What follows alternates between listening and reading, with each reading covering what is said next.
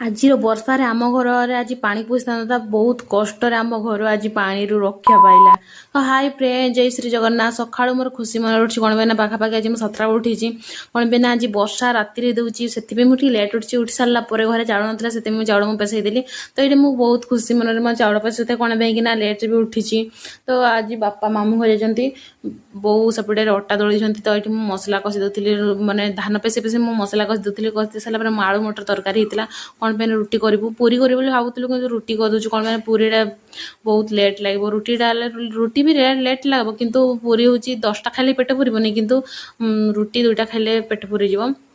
ଏଥିରେ ବାପା ତ ନଥିଲେ, ବୋଉ ବାବୁ ମୁଁ ମିଶିକି ସମସ୍ତେ ଆମେ ରୁଟି ଖାଇଯାଉଥିଲୁ। ରୁଟି ଖାଇ ସାରିଲା ପରେ ବର୍ଷା ତ ଯେଉଁ ପ୍ରବଳ ହେଉଥାଏ, ଛାଡ଼ୁ ବି ନଥାଏ। ତ ଏଇଠି ବାବୁ ସହିତ ମୁଁ ଆସି ଟିକେ ଗେଲଉଥାଏ, ସେତିକି ବହୁତ ହି ବର୍ଷା ଥାଏ। ଯେତେବେଳେ ବହୁତ ଜଣ ମାନେ ପାଟି କଲା ଆଉ ମାନେ କି ଘରେ ପାଣି ପଶିଗଲା, ଘରେ ପାଣି ପଶିଗଲା ବୋଲିକି। ତ ମୁଁ ଆସିଲା ପରେ ଦେଖିଲୁ ଘରେ ସବୁ ପାଣି, ମାନେ ଆଉ ଟିକେ ଜଷ୍ଟ ଘରେ ନହେଲେ ପାଣି ପଶି ଯାଇଥାନ୍ତା।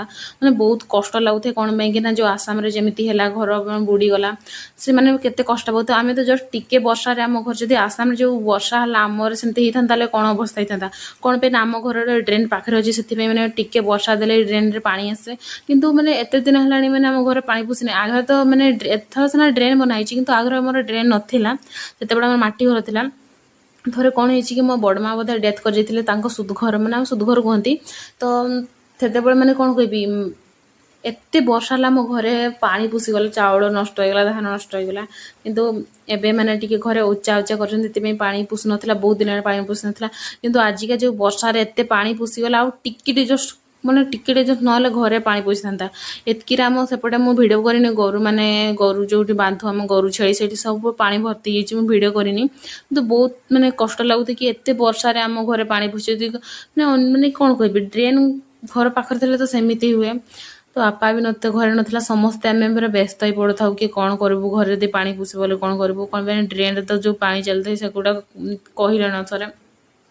ସକାଳୁ ବର୍ଷା ପାଇଁ ଏଇଟା ଗୋଟେ କ'ଣ ପାଇଁ ରଖିଛୁ, କ'ଣ ପାଇଁ କାକି କହୁଥିଲା କି ତାଙ୍କ ରୁମ୍ ମାନେ ଘରେ ଆଉ ଟିକେ ପାଣି ପଶିଥାନ୍ତା।